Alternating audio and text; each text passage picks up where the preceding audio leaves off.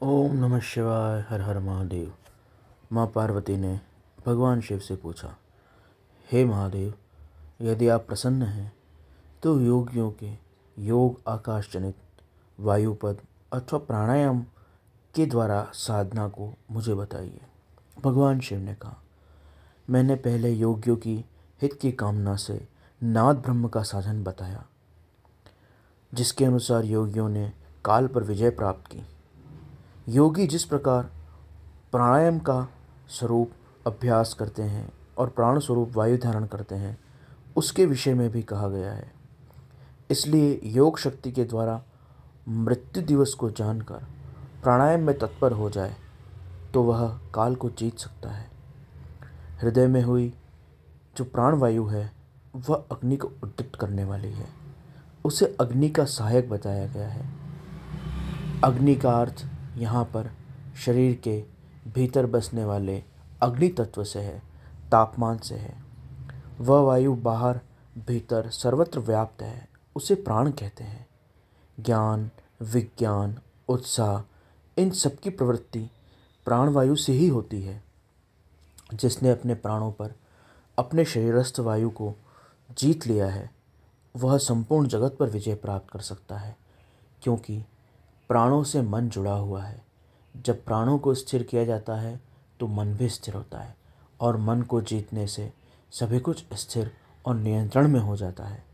साधक को चाहिए कि वह बुढ़ापा और मृत्यु को जीतने की इच्छा से धारणापूर्वक, ध्यानपूर्वक प्राण, योग, धारणा आदि का अभ्यास करे, क्योंकि योग परायण साधक को भली भांति ध्यान, धारणा, समाधि, प्राणायाम में तत्पर रहना चाहिए। जैसे लोहार अपने मुख से धौकनी को फूंक मारकर वायु के द्वारा अपने कार्य सिद्ध कर लेता है, उसी प्रकार योगी भी प्राणायाम के द्वारा अपना कार्य कर सकता है, उसे समाधि तक पहुंच सकता है। प्राणायाम का अभ्यास नियमित करना चाहिए। प्राणायाम के समय जिसका ध्यान किया जाता है वे अपने आराध्य देव परमेश्वर इष्ट देव होते हैं। प्राणायाम पूर्वक गायत्री मंत्र का शिरो मंत्र सहित जाप करना चाहिए, और जाप करते समय प्राणवायु को भीतर रोके रखना चाहिए। इसको प्राणायाम कहते हैं।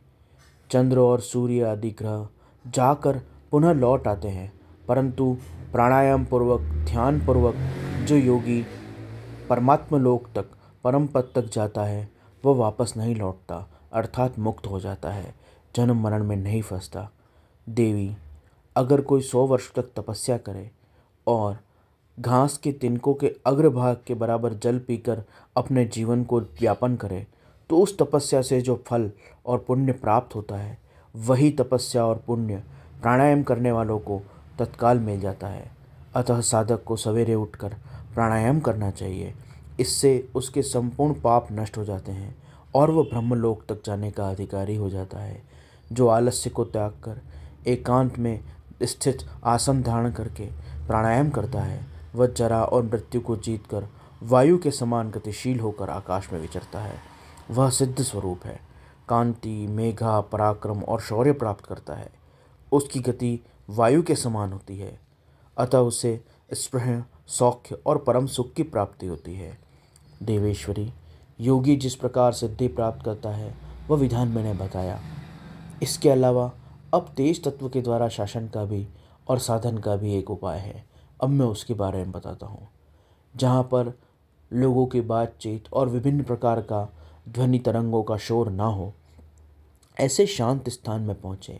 वहाँ पर सुखद आसन पर बैठकर अपने दोनों आँखों को बंद करके भ्रूमध्य में, आँखों के मध्य जहाँ भ्रूमों का मध्य भाग है उधर ध्यान लगाए और अग्नि के तेज की धारणा करें, कल्पना करें, और उस अंधकार स्थान में, शांत स्थान में अपने भीतर वहाँ पर चिंतन करते हुए तेज तत्व का, दीपक के लौ का दर्शन करने का अभ्यास करें।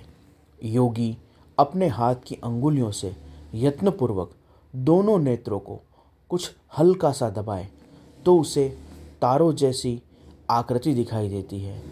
उस समय योगी को चाहिए कि वो उन बंद नेत्रों से उन जगमगाते प्रकाश बिंदुओं को निरंतर देखता रहे। जब वो प्रकाश बिंदु दिखने बंद हों पुनः नेत्रों को हल्का सा दबाकर उन्हीं प्रकाश बिंदुओं का ध्यान करें। इस प्रकार बारंबार ध्यान करने से, एकाग्रचित होने से भीतर ही प्रकाश की धारणा सिद्ध होने लगती है और फिर सफ़ेद, लाल, पीली, नीली, हरी इंद्रधनुष के रंग समान तारों की तरह चकमक होती हुई रोशनी नज़र आने लगती है। जो इस प्रकार अग्नि तत्व, तेज तत्व का अभ्यास करके ध्यान करता है, भीतर ही उसकी धारणा करता है, वह इच्छा अनुसार रूप धारण करने की शक्ति प्राप्त कर लेता है और वह योगी कारण तत्व को शांत करके उसमें आविष्ट होकर दूसरे के शरीर में प्रवेश करना, अणिमा आदि सिद्धियों को भी प्राप्त करता है। वह मन से दूसरों की बात देखना, दूर की बात सुनना, जानना आदि सब कुछ प्राप्त कर लेता है। अदृश्य होना, बहुत से रूप धारण करना, आकाश में विचरण करना आदि सिद्धियां प्राप्त हो जाती हैं। जो अंधकार से परे सूर्य के समान तेजस्वी है, उसी ब्रह्म ज्योतिर्मय परमात्मा को मैं जानता हूँ।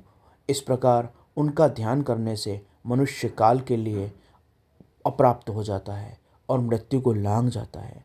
मोक्ष के लिए इसके सिवाय दूसरा मार्ग नहीं है। इस प्रकार पहले मैंने तुमसे शब्द द्वारा ईश्वर के ध्यान का शब्दमय ध्यान वर्णन किया। उसके बाद प्राणायाम द्वारा ईश्वर के ध्यान का प्राणमय ध्यान का वर्णन किया और अब यह तेज तत्व के ध्यान द्वारा अग्नि स्वरूप, तेज स्वरूप तत्वरूपी ईश्वर के ध्यान का अभ्यास का वर्णन किया। इसके साथ एक और विधि भी है जिसका अभ्यास करने से योगी का चित्त अपने वश में हो जाता है और वह काल को जीत ले जाता है। इसके लिए सबसे पहले अपने चित्त को वश करके यथा योग सुखद आसन में बैठे, शरीर को ऊंचा करके अंजलि बांधकर अपनी जिह्वा को बाहर निकालकर वायु को खींचकर और उसे भीतर रोके। ऐसा करने से तालू में और जिह्वा में बिल्कुल शीतल जल की बूंदों का अनुभव होने लगता है। वह शीतलता अमृत स्वरूप है। जो योगी प्रतिदिन इस प्रकार प्राण को भीतर भर के आंतरकुंभक करके अभ्यास करता है, वह मृत्यु के अधीन नहीं होता। उसकी उम्र बढ़ती है, उसे भूख और प्यास कम लगती है, शरीर उसका महान हो जाता है, उसमें बल की वृद्धि होती है, उसकी आँखों की रोशनी सुधरती है, तेज हो जाती है और उससे श्रवण शक्ति भी तीव्र होने लगती है। बाल झड़ने बंद होकर घुंघराले और काले होने लगते हैं।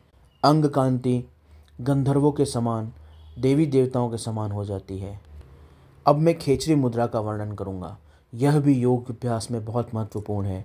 इसके अभ्यास से भी ध्यान सिद्ध होकर काल पर और रोगों पर विजय प्राप्त होती है। अपनी जिह्वा को मोड़कर तालू में लगाने का प्रयत्न करें और निरंतर यह अभ्यास करता रहे। इस प्रकार से करने से जिह्वा नीचे से हटके धीरे धीरे गले की घाटी तक पहुंच जाती है। जब इस प्रकार से जिह्वा पूरी तरह से उलट के तालू के कुहर कोष्ठ में लगने लगे, तब समझो कि खेचरी मुद्रा सिद्ध हुई है।